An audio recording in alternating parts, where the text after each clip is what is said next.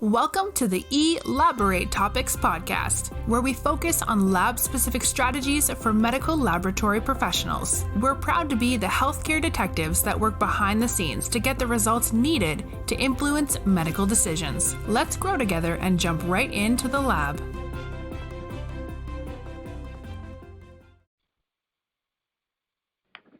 Hi, friends. Welcome back to another episode of Elaborate Topics.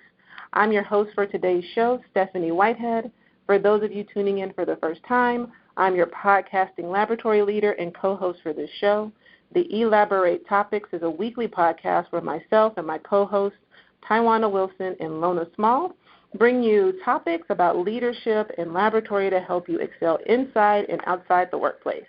And today I'm really excited for today's show.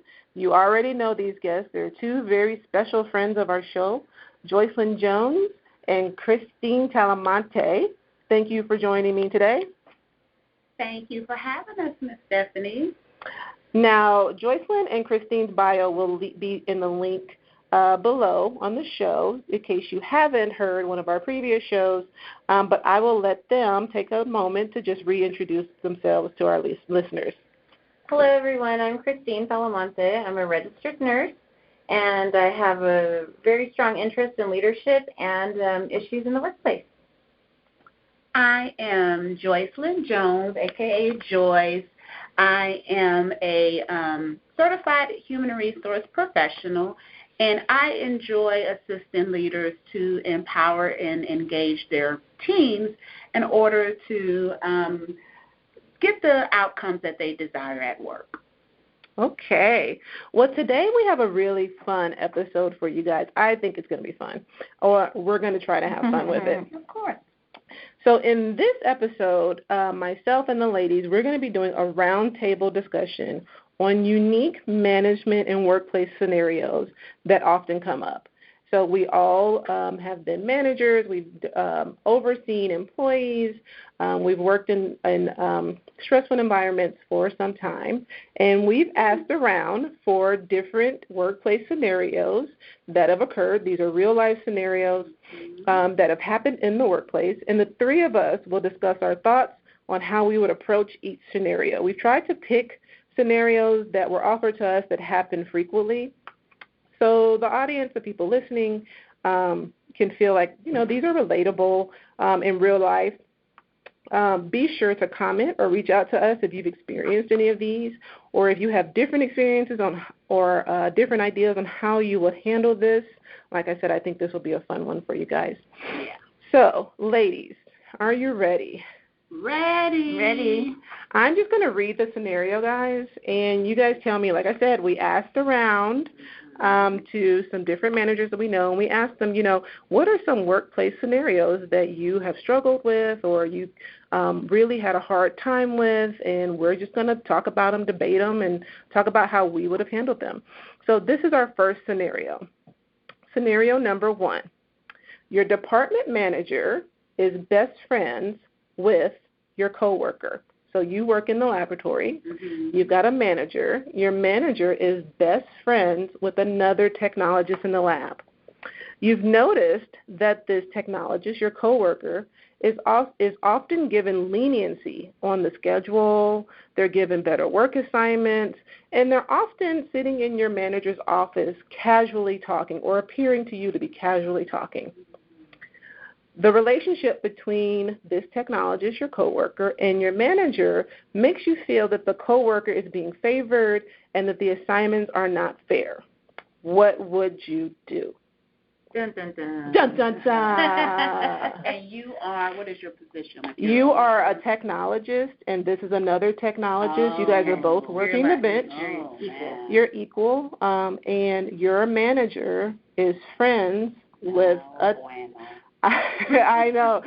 All of us, because we've been in leadership roles and management roles for so long, are just shaking our heads. You guys can't see us in our body language, but we are shaking our heads at this one. Yeah. But go ahead, ladies. Kristine, tell me first, what would you do? So I'm shaking my head because I'm thinking, wow, when you said that it appears to be casually talking, am I guilty of this as a manager, right? Mm-hmm.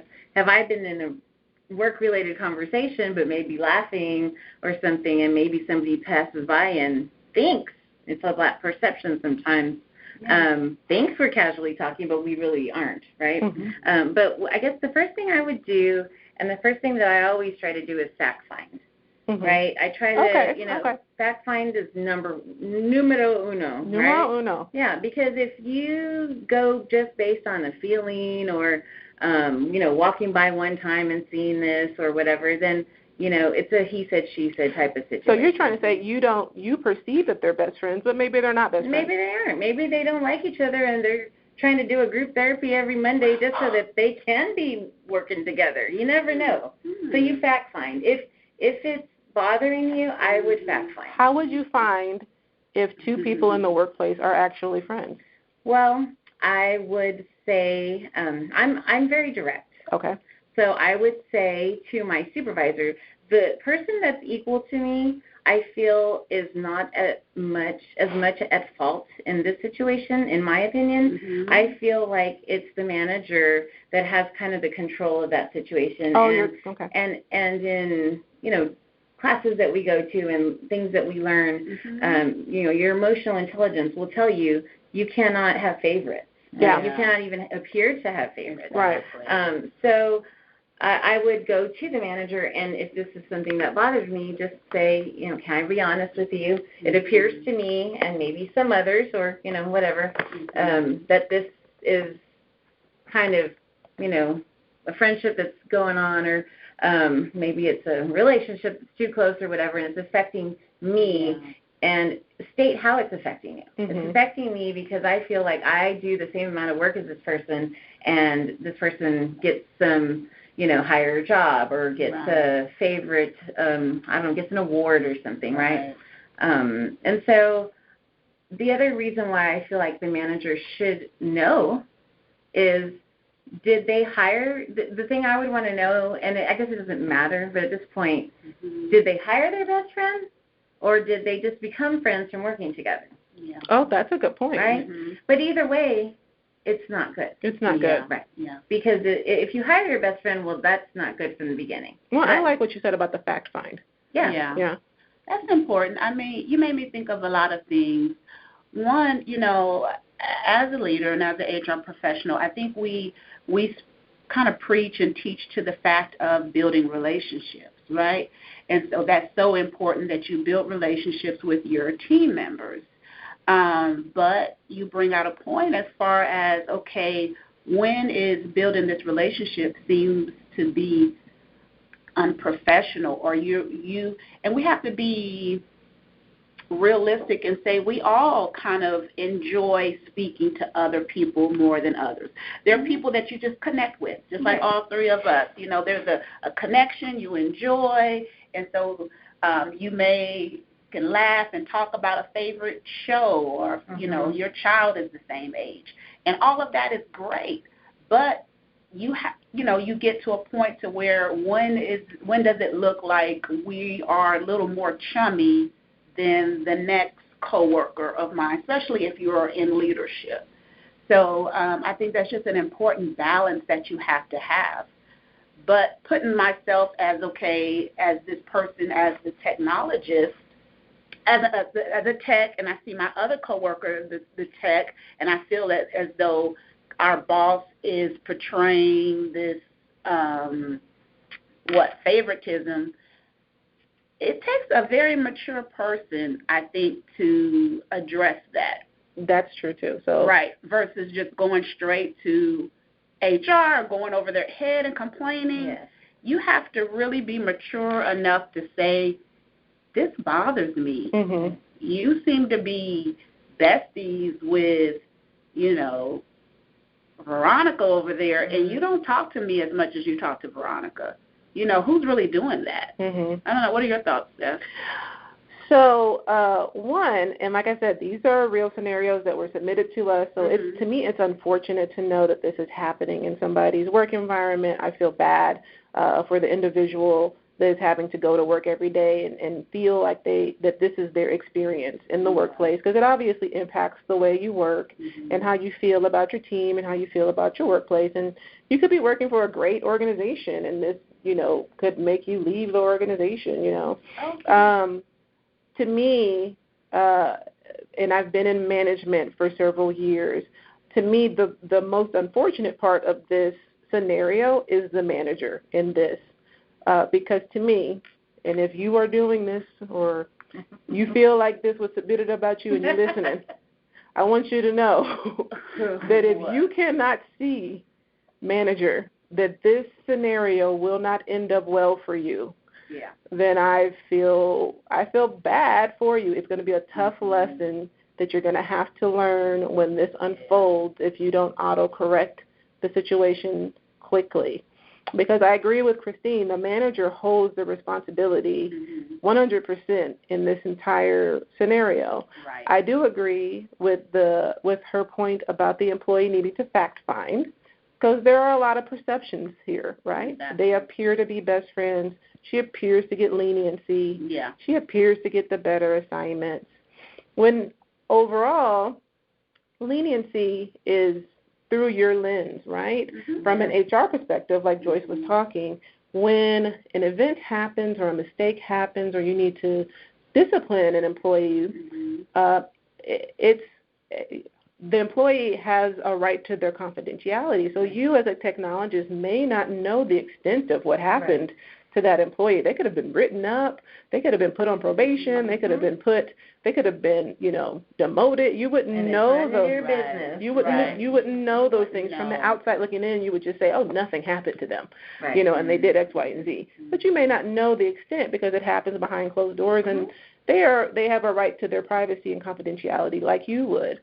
But for the manager, I would say to create an environment where the appearance is there of another employee being in your office for too long, where the appearance is there of favoritism or anything that opens the door for it to seem that way. I think it just creates like a downhill slide of morale and complaints, and then people not being as productive, and then people gossiping. And, like I agree with Joyce, everybody wants to be friendly at work. Everybody wants to have friends at work, but I've got a hardcore rule that when you're in a position of management, you can be friendly, but you can't have friends. You have to be able to be objective at all times with all of your employees. And to do that, you just can't have friendships, because that gets in the way of that, and it blurs the lines. And the minute I have to coach you or mentor you or give you constructive criticism, it puts our friendship at jeopardy, but it also puts our laboratory quality at jeopardy. So I think this is a slippery slope. I would ask the manager to go back and really consider what they're doing here. If they hired a friend or if they just became friends. If you hired your friend, now come on. Come on. How you think that was going to work out? Come on. No, that's not smart. And sometimes people have to learn lessons by, like, touching the stove, right? There were a lot of management lessons I had to learn. By getting burned. And then it's like, ooh, I'm not going to do that anymore, and I probably need more training in this management area. So, everything is a learning experience. Yeah. Nothing is incorrect except for this. But I will say that, there's no final destination when it comes to managing. It's a journey. It's a journey that you'll always be on, and then you'll always learn new tools to put in your toolbox, new information, new books, new ideas that you'll acquire, and you'll add those, and you'll continue to build to your management style. But this, I don't know about this one. Right. I agree with you, Stephanie. I think it's sad that somebody sent this in because it kind of puts a bad spin on it, the fact that this happens. But I think that if, as a manager, you let your team know that, hey, I'm human too. Just like I hold you accountable for things, I would appreciate if you could hold me accountable for things, and make it an environment where if they do say, can I come talk to you about something, can I be honest about something that's hurting my feelings, then you're going to get what you're going to get, but it's going to be true, right? Because then you'll know. And then, because then the opposite side of that is to not say anything, right? Then you have the employee, and what did they say? The one that the most powerful is the employee that just doesn't say anything and just leaves. And yeah, exactly. Because if they're not speaking to you, they're speaking to someone else. Yeah. They'll go either to, outside of the organization, like you said, or feel more comfortable going to HR or someone else to complain instead of having that open door and making people feel comfortable. But I think as a manager, I think, you almost have to be challenge yourself to have the same type of relationship with everyone. Mm-hmm. You know what I mean? As we're stating, there's some people that you just get along with, but, maybe there's someone that is different on your team, but how can you connect with that person? Yeah. Try to spend just as much time, just, trying to connect with them because, the key is making people feel comfortable, building those relationships. And so, you should challenge yourself as a person to try to have fun, be just consistent with everyone on the team. If you buy and give someone, a birthday cake, one individual, you have to do the same for everyone. And so if not, then you can really get yourself in a lot of trouble as a manager, and that's what's going to happen if you're not consistent. At the very least, I think the person who is experiencing this and submitted this scenario is not engaged. Is not engaged because they feel like there are things happening in their department that are impacting the relationship with one of the people that they feel like is responsible for the culture in their area. So I think it's just unfortunate. That was a good one, though. It was. Ooh. All right, ladies. Yeah, it happened. Scenario number 2. Mm-hmm. Scenario number 2 is a doozy. Uh-oh. Okay. Let's talk. The next person who needs our assistance states, elaborate topics, ladies. Help me, please. I work on the day shift, and I have a team of individuals that I've worked with for a very long time. Mm-hmm. The day shift has a certain quote-unquote chemistry within our team that is great, and we all frequently are able to work together consistently. So that's good. When you work with a team and you guys got a flow and you know how each other works, the day just goes faster. It's more productive. You get things done. You feel comfortable with each other. So it sounds like that's the case here. Okay. But unfortunately, over time, this listener has begun to notice that one of her team members' working style and productivity has changed. Not for the better, for the worse. This particular person appears to complete tasks slower than they did before, and they are starting to take longer breaks, and they no longer act like they are part of the team. They're more distant. They're not as talkative. They're more aloof. So this change in their work habits has forced our listener to, quote-unquote, pick up the slack. They've got to answer the phone because this person on break. Yeah. They've got to receive more samples or, help run their section of the laboratory because this person is on their phone, being more aloof, not being part of the team anymore. We don't know what has caused this change, but what would you advise this listener to do? What would you say, Joyce? Communication is key. And the thing is, if we do not effectively communicate, we tell ourselves a story. Mm-hmm. So whatever story that this individual has told themselves, as to why this person is not working, could be something, negative, and you truly just fail to understand someone's situation, to have empathy. This individual, again, you almost have to make it up. Could this individual be going through a divorce? Could this individual be having some personal issues? But is that your business, though? No. Well, in order to hopefully maybe understand and have empathy, because, this might be just a bad day. Kristine came temporary. To work. It's temporary. Right. Mm-hmm. She, the children were horrible that day. The husband's getting on her nerves. True story. You know what I mean? True story. And so is she a little frustrated today? Is she not pulling her weight today, this week? Okay. and she communicated. She had a flat tire. Something is going on. And I think when we're able to talk and have an understanding with one another, then I can move forward with helping.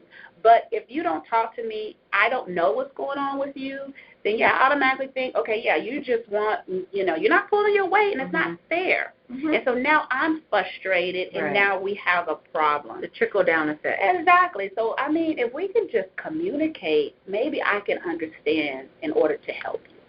So that's what I would say.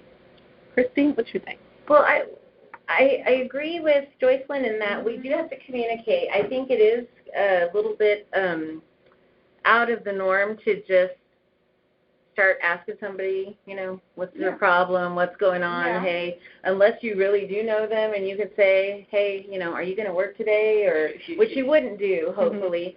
But if this is a temporary thing and this is a family type of, like they said, this is a group that's in sync, and they kind of know everybody's, how they act and what time they get there and when they go to lunch and all that. And then everybody notices. It's almost like if they're a family, then I would hope that there was a closeness and self-awareness of that person. So ideally, if that person came, this has happened to me, where I've had like 2 or 3 days, and then I'll come in on one day and be like, guys, look, I just wanted to let y'all know, I know I've been off. They're redoing my house. We had to sleep in this. We ended up in a hotel because then our water went off. This happened, that happened. And I know that, and everybody's like, it's okay. That's fine. No, but that's not my best self. And I just want you to know that I recognize that, and I apologize for coming in and saying negative things or coming in late or not pulling but I appreciate you helping. And so that's ideal, right? That the person themselves recognize it. Yeah, and then I don't have no problem helping you. Right. Then everybody's like, hey, you know what? Just let me know. I'll go mow your lawn, or I'll go bring you a casserole or whatever, right? But the other thing is it because this employee is distant? Is it because they're not engaged anymore, like Stephanie said? Maybe the challenge is gone, or maybe something happened and we don't know. Like you said, death in the family, divorce, laid off spouse, kids acting crazy. One thing I've done, again, it's touchy, but I'm banking on the fact that this is a group that knows each other, would always be, and one thing I learned, and I'm sure you learned in HR, is to ask permission, right? And say, do you have a few minutes to speak privately? If they don't want to talk to you, they'll say no. If they ignore you, that is a no. But if they say, sure, what's up, then you don't make it obvious in front of everybody and just say, hey, Joycelyn, I know that you always get here at 8, and, and that's cool because we don't really need to be here till 8:15, but you're always the first one here, and you set up the coffee, and you check the emails for us so that when we come in, we already know what to do. I noticed that lately you haven't been doing that, so I've kind of taken that over, but I just need to know are you done? Do you want me to take that over? Like, is there something going on that you want to talk, that you trust to tell me about? And leave it at that. If they say, I appreciate that, there is something going on, I really am not comfortable talking about it, but just know that this is going on, and I am glad that you talked to me. I will step up. Then I would consider that a success. I would too. I mean, you really have to put your big girl pants or shoes or whatever and address issues and face them. You know what I mean? And be okay with what the answer is. Be okay with whatever they tell you versus just not speaking at all, because that person could feel like, man, nobody cares about me. They could be silently, that's their cry for help. That's true. Change behavior is it's a reason why someone's behavior has changed. And they could feel like, my team, they don't even care about me, because not one person, like I said, asked me. I come to work every day at 7:30. I had a smile. I made coffee. I did this. Now I'm going through this depression, and no one has even said anything. That's true. I really like what you said about asking the employee, can we talk privately, because that takes away the feeling of feeling ambushed. And for the few minutes it might take you and this employee to move to a private area, they're able to mentally process what's about to happen. We're about to talk privately, right? Mm-hmm. So that's better than just walking up to somebody and being like, what's going on? Because then they're not ready for that conversation. Mm-hmm. They can lash out, and all, things can happen. Yeah. But if there may be people around that they don't feel comfortable talking to. And again, we don't know what the problem is, so it might be something very personal.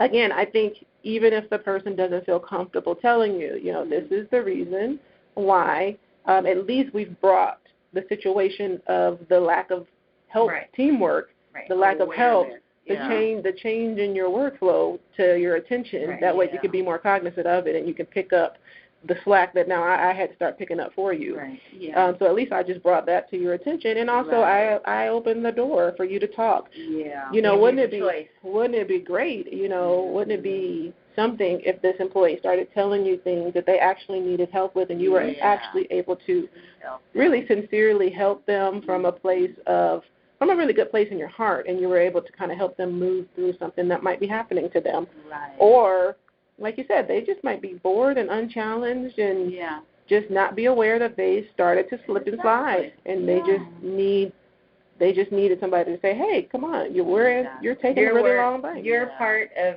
the puzzle is very meaningful on our team, and I don't know if anybody's ever told you this, but you really are the backbone of this team. Yeah. And you getting here early helps in so many ways. Hello. Yeah. We all need coffee. Yeah, but sometimes it's like with your kids, you only tell them the bad stuff, but it's the same way at work. If that person says, well, I didn't even think you'd notice when I got here. And you're like, really? Seriously? Because when I come here and I see your car, I'm like, yes, she made the coffee. I got my list printed out. I'm ready to go. Yeah. And then I don't mind staying late, but I'm not an early person because I've got to take my kids, So it's like maybe I never told you that, and now this is your opportunity to show them their worth. Yeah. And so then it's kind of like a win-win. Yeah. Well, I'm sorry that I was doing that. I didn't realize it, but thank you for noticing it, and I appreciate that.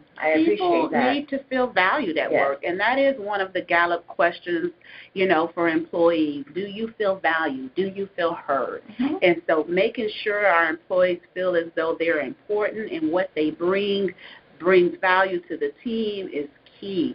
Not only that, like you're saying, that awareness. The hardest person to see in the room is you. Hello. I can see Kristine clearly. I can see her cute pink and green and her glasses. I can see Miss Stephanie, her hair in the bun, her Kendra Scott. I can see everyone but me. And so sometimes if I am slacking or if I do have a bad attitude or if I am shrugging, I may haven't noticed that, but you all can see it clearly, and bring it to my attention is And I think just like the previous one, hey, things happen in people's life. Yep. Divorces, people got kids. Yep. There are deaths, there are relationships, there are people going through things. People, you're gaining weight, you're losing weight. You can't fit your clothes. You want for an outfit. The outfit didn't fit. It's just, your best friend sleeping with your man. I mean, that's a whole other show. That is a different podcast. What's happening? You're trying to lose 2 pounds, and then your friend, lost 50. Right. She's trying to say she's fat. I'm trying to work out, and it's Girl Scout cookie season. And now it's harassing you to buy $20 worth of Girl Scout. Now I got 5 boxes of Samoas staring at me. I don't need. All right, number 3 is a touchy one. That was a good one, guys. Man. Number 3 is a touchy one. Okay. So I'm going to have to ask the listeners to put your seatbelts on. All right. Buckle up. Because number 3 is something that it is very hard for managers, for employees, for everybody. We all struggle with this, and it's come up in many facets as I've managed, and it is social media. Because it's really become a tool for businesses to advertise, to market. People, we talk about the Kardashians. They use it as a focus group. You feel like you are connected. It's a way of life. It's a way of life. It's part of our culture. It's how we connect with the president, you can get into a Clubhouse chat room and chat with people that you would have to spend lots of money to chat with normally. And so this scenario says you are the supervisor of a busy lab department. Several employees have pulled you aside to tell you that one of your employees is continuously posting negative statuses or posts on their social media. When you've rounded with this employee, just casually asking how things are going in the laboratory, they have not shared any of these negative remarks or any of the issues that others are seeing on their social media with you. You are concerned that this employee is posting negatively about you and about the workplace. However, they are not addressing this issue with you as their supervisor when you talk to them. So you know that there is an issue. But when I come to you and I say, hey, Joyce, how are things going in the lab today? Or is there anything you need? Anybody you want to recognize? Wonderful. Everything's great, boss. Everything's wonderful. I love working here. But then you fire it up on social media, you know. And so what are you supposed to do? I mean, again, I go back to the question I asked for the other scenario. Is that even your business? Is that even your business to know what's in their status on their social media? It's their personal social media. That's where they vent. That's where they... Exactly. And if I had $1 every time I seen that complaint in HR, I would be able to retire rich right now. Give me $1. Yeah. Because like you said, that's, you know, someone's private platform, and, you know, if they choose to go to work, smile, cheese, and be happy with everyone in everyone's face, and then I go home and I just post that I had a horrible day. I can't stand Kristine and Stephanie. I hate them. Meme. Gift. Yeah. Emoji. Is that something wrong? Is there something wrong with that? I don't know that there's anything actually wrong with that. That's why I personally have a personal, and this is personal, you can choose to adopt it if you would like to. If you're a listener, this is not advice that I'm giving you. This is on my own personal mantra, but I am not friends with any employee that works with me on any social media platform besides LinkedIn. And I do that intentionally on purpose. One, because I don't want to see the negative things you might post about me. Like, how many people actually like their boss, you know? How many people are not judgmental towards the things their boss says, does, the decisions they make, the way that they choose to go about things. And so they, like Joyce said, may use their social media as their own personal platform to vent those things, to voice those things. And I don't want to read those things that you are doing the vent and then internalize it and then bring it to the workplace and then it turns into a whole other thing. So I just choose not to see it. A lot of people do that. They use their social media platform to vent, to joke. Sometimes they're not even being serious. They're just wanting to post silly, funny things. Right. Somebody could take it personally, but you don't need to know that. That's none of your business unless you make it your business. Are you guys friends with your employees on Facebook or social media? I don't have Facebook. I mean, I have it, but I don't use it. There's probably maybe 2 to 3 that I'm friends with just because we were friends before. But I don't do a lot of, I try not to do a lot of things that aren't just kind of benign. But I do think that I've changed. I initially used to say, how could somebody do that? You know, what if you apply for a job and they pull up your likes or they pull up this and they see that you like this or they like that, right? I mean, we'd all be in trouble, right? Because we'd be like, I like this short dress and, you know, I look at what I wore to this and it's like, oh, man. But now I realize that, like Stephanie says, it's not any of my business. Now, if somebody is putting it on the Internet, then they know that it's there forever. Smart enough to know that anybody could see it. The president of the hospital or organization or the lab or the president of the United States, right? Whoever can see it. And it's there forever, even if you delete it. And so if they are two-faced, if you will, if they're coming to work and showing one face and then, you know, stabbing you in the back or stabbing the organization in the back on their social media, well, then that's up to them. Now you know. Right? So you know.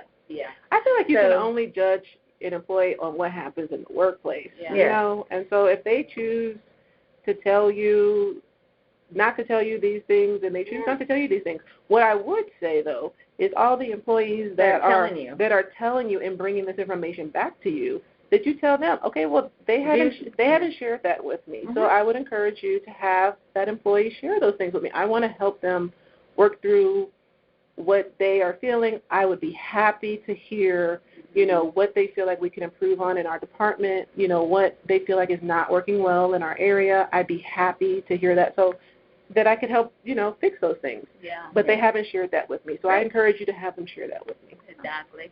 And each organization has a social media policy. And unfortunately, we have disciplined and even had to end people's employment with the organization due to some things that they posted on social media. There were times when, I'm sure inadvertently, someone had posted and it had tagged the organization. And so now you're stating where you're at. The organization's name came up and you said something inappropriate. So, you are now attaching yourself to this organization stating, I hate these people.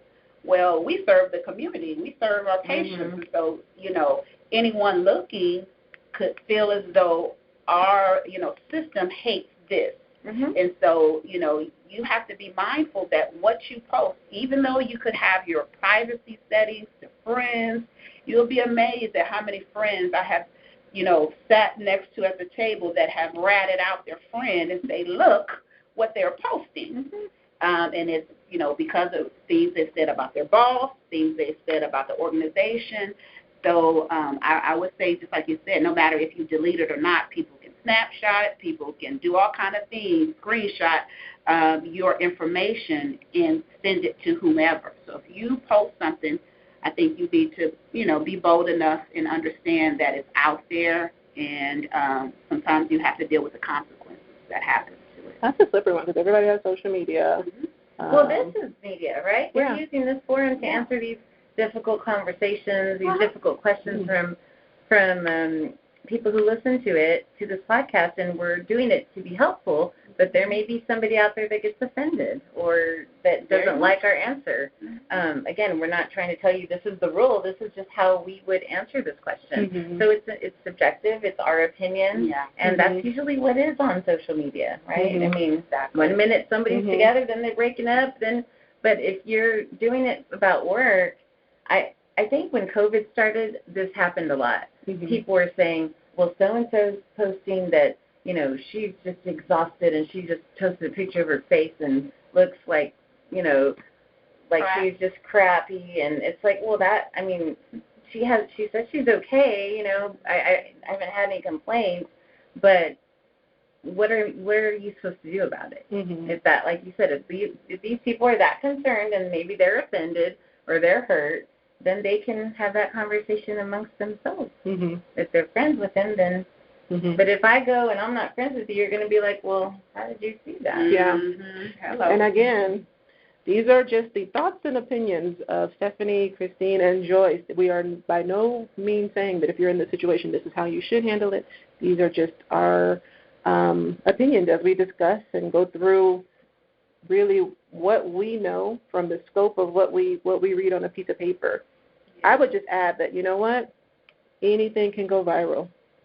Gorilla Glue Girl probably did not think she was going to go viral. Oh, my God. And she was a national staple for Gorilla Glue. I mean, Gorilla Glue was posting about Gorilla Glue, and, that stuff works. Woo, that stuff works.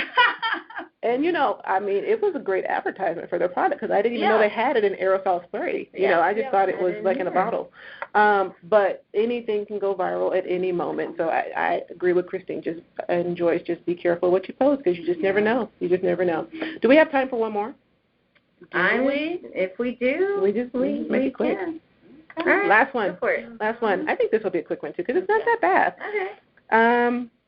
So picture yourself in this scenario, right? Okay. Your organization invests in you because these are investment. Your organization sends you to a conference. This is pre-COVID, so you get to go somewhere. All right.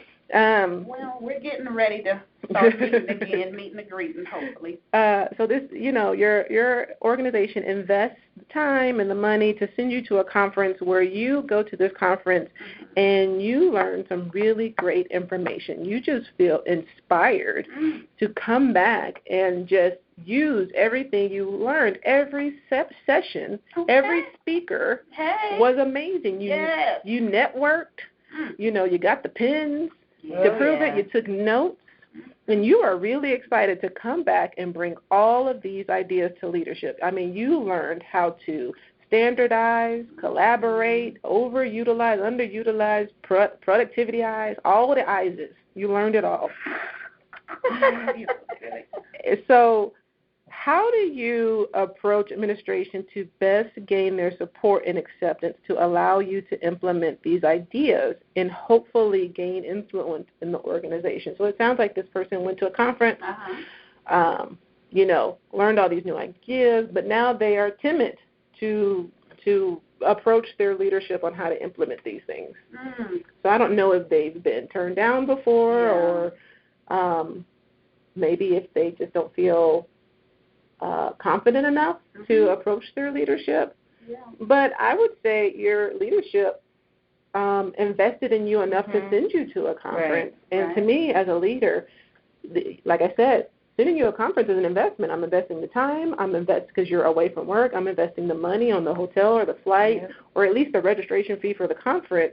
I would like for you to bring back. That's the expectation for me, that you bring back what you've learned.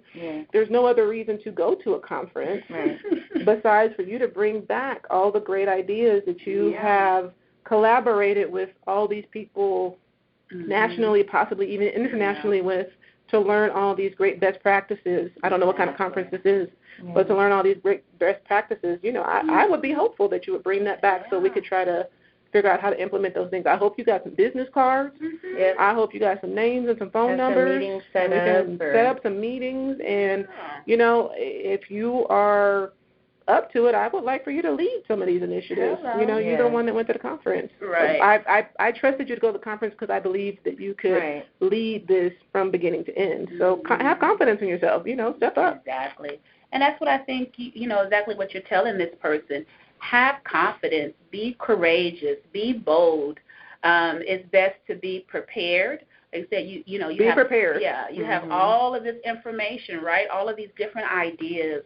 Make sure it's clean and cut. Maybe put a PowerPoint presentation together, bullet points, some initiatives and ideas that you have to present. Maybe present them, practice in the mirror, or, with the kids or something, and get it to your boss and let them know the things that you learned and how you would like to share and the possibilities of how this could change the department, the teams, and even the organization. I know I personally had did that and pitched it to my VP. She was excited, and there you go. I rolled out the E-Joyce, the avatar that was this HR spunky lady that was able to text to all of the leadership throughout our organization on HR tips.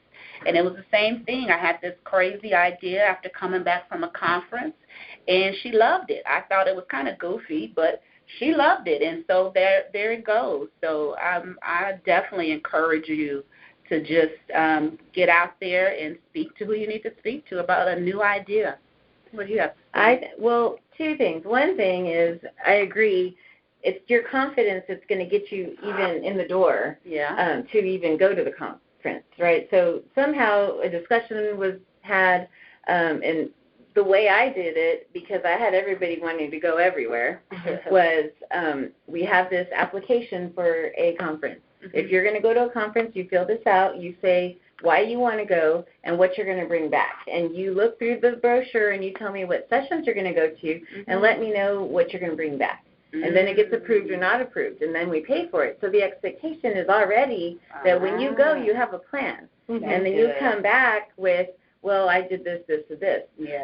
But if that's not done, so that to me is the pre-work, right? I'm sending you, I'm investing the expectations. The expectation is I cannot send the whole group you will go to this one and you will go to this one, but you will come back with this and you will come back with this. Yeah. And then we'll do a presentation, like you said, however you think it should be disseminated in the meeting, however. The other thing is how you approach administration. You go in with your PowerPoint and say, I want to present this to the group. Is next Thursday's meeting okay, or should we set a different time? And let your supervisor know that, hey, you mean business and you didn't go mess around. And this is not to say to force it, but to be confident. This is what I put together. Do you want to look at it? I'd like to show it to the group on Thursday. You want to look at it first? You want to show the VP, if you want to make any changes or, whatever. And I think just going in with that confident attitude instead of like, would it be okay if, like, maybe someday I could possibly. Possibly, maybe. Well, I would tell the person, think about this from the reverse. Consider from your boss's point of view, if they send you to a conference, you're gone for a week or a couple of days. Right. You come back and you say nothing. You I've had that, yeah. Think of how it looks from that vantage point. Right. It looks like we wasted our time. Let's tie that in with the one before. They see all these pictures of you on the boat and pictures of you with the slot machines and the drinks. They're like, what did I send them to? What did I send them to? You know what I mean? They stayed the whole time in the social hour. Yeah, exactly. So, I would consider, if you want to be considered to go to other conferences and go to a conference again, then show that you can create value from bringing back the ideas you learned from this one. Be confident, be prepared, but be confident and, just believe in yourself, They believe in you to go take you to the conference, so they trust that you're going to bring back everything else. Well, this was good. It was. And you know what? At the end of the day, almost every one of these different scenarios, it's about confrontation. Communication, Communication, being clear and concise with what you want, So, and that's huge. And a lot of people can't do that. And that's what a lot of times I start off by saying you have to be mature, you have to be bold, you have to believe in yourself, because it's difficult sometimes confronting people with how you feel. Yeah. Because you don't know how they're going to accept it. You don't. That's a skill. It is a skill. Yeah, because it's almost, sometimes you feel insecure or someone could not accept. That's kind of that biggest fear. What if they don't accept me or what I'm trying to express? Yeah, but I always tell people, look at the other side. What will happen to you if you don't communicate? Right. In all of these scenarios, think about our main advice or our main suggestion on every scenario has been to communicate that this is bothering you. Communicate that there is an issue. Talk to somebody about your problem that you're having. And if you don't feel comfortable doing that, think about what happens if you don't communicate. Right. Your team continues to suffer. You continue to suffer. You become more unhappy. So, it takes a chance and communicate, because what are you losing? It's not going to get any worse.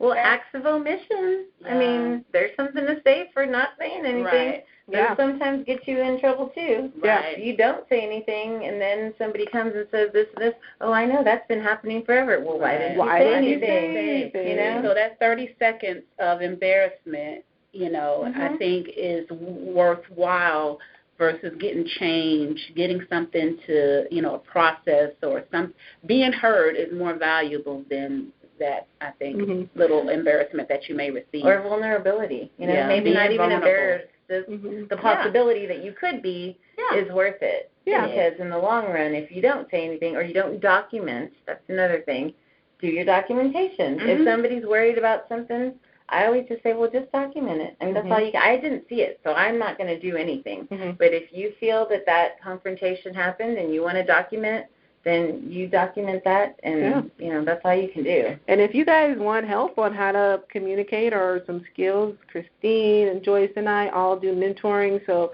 be sure to comment, reach out to us. We'll put Kristine and Joyce's contact information in the show notes, so just reach out to us if you want to have some mentorship or some private time or ask for some additional questions. Be sure to comment, reach out to us. Let us know if you've experienced any of these, or if you've had some different things, or if you've got other scenarios that you want us to break down. Because we will break them down and overflow your cup with a lot of tea. So there's lots of surprises too. Yeah, we've heard about everything. Yeah. Heard it all. So, like I said, be sure to comment about our scenarios that you are experiencing now or you may have previously experienced, and we will discuss them on upcoming shows. Give us your thoughts on how you would handle any of these, and just let us know what you think about this episode. Thank you, ladies, for taking out the time. Thank you. Thank you. For taking the time, the busy schedule, and the opportunity to roundtable with me today. It was an honor and a pleasure having you a guest. Again, it's always fun. It's always fun when you guys come into our studio. Thank you for listening and tuning in to our show with our special guests, Kristine and Joycelyn, who are sharing with us human resources and how we're going to handle all of these workplace scenarios. If you like what you heard today and you want to listen to previous shows, look up some of the previous shows that I have with Kristine and Joyce in the show notes. I've listed all of them there. Be sure to subscribe to our show on directimpactbroadcasting.com. You can tune in using Apple, Google, Spotify, or any of your favorite podcast platforms. Be sure to follow me on any social media. We already talked about that. Yeah. But I'm Stephanie Whitehead on all of my platforms, so I make it very easy. Be sure to tune in next week to another amazing episode of Elaborate Topics. And until then, have a great day. Bye. Thank you for tuning in to another episode of Elaborate Topics, where your hosts discussed relevant strategies for laboratory professionals. Please subscribe to this podcast on your favorite podcast platform and listen to us on directimpactbroadcasting.com. Stay tuned for another episode with information you can use to excel in your laboratory career.